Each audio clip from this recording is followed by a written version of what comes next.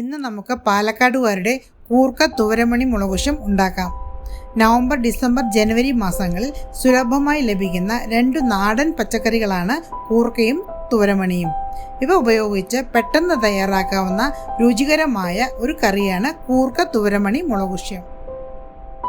ഇതിനായി ഞാനിവിടെ 1 കപ്പ് കഴുകി വൃത്തിയാക്കിയ തുവരമണിയും 1 കപ്പ് തൊലി കളഞ്ഞ് കഴുകി വൃത്തിയാക്കിയ കൂർക്കയും 4 ചെറിയ സവാളയും 4 തക്കാളിയും എടുത്തു വെച്ചിട്ടുണ്ട്.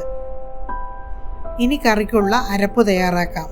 ഇതിനായി ഒരു മിക്സി ജാറിൽ 1.5 സ്പൂൺ മല്ലിപ്പൊടിയും 1.5 സ്പൂൺ മുളക് പൊടിയും 1/2 സ്പൂൺ മഞ്ഞൾപ്പൊടിയും 1/2 സ്പൂൺ ജീരകവും 2 തക്കാളി ചെറുതായി മുറിച്ചതും സവാള ചെറുതായി മുറിച്ചതും ഇവയെല്ലാം കൂടി ചേർത്ത് മയത്തിൽ അരച്ചെടുക്കണം.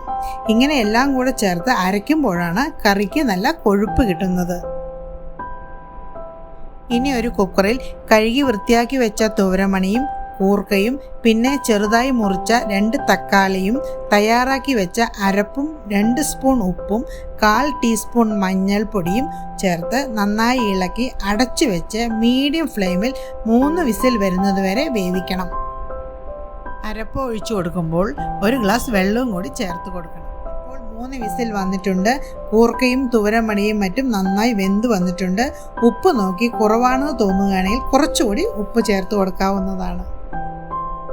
ഇനി കറിവേപ്പിലയിട്ട് കുറച്ച് പച്ച വെളിച്ചെണ്ണ താളിച്ചു കൊടുക്കാം. നമ്മുടെ സ്വാദിഷ്ടമായ കൂർക്ക തുവരമണി മുളകുശം റെഡിയായിട്ടുണ്ട്. ഊണിനോടൊപ്പം കഴിക്കാവുന്ന പാലക്കാട്ടുകാരുടെ ഒരു പ്രിയപ്പെട്ട കറിയാണിത്.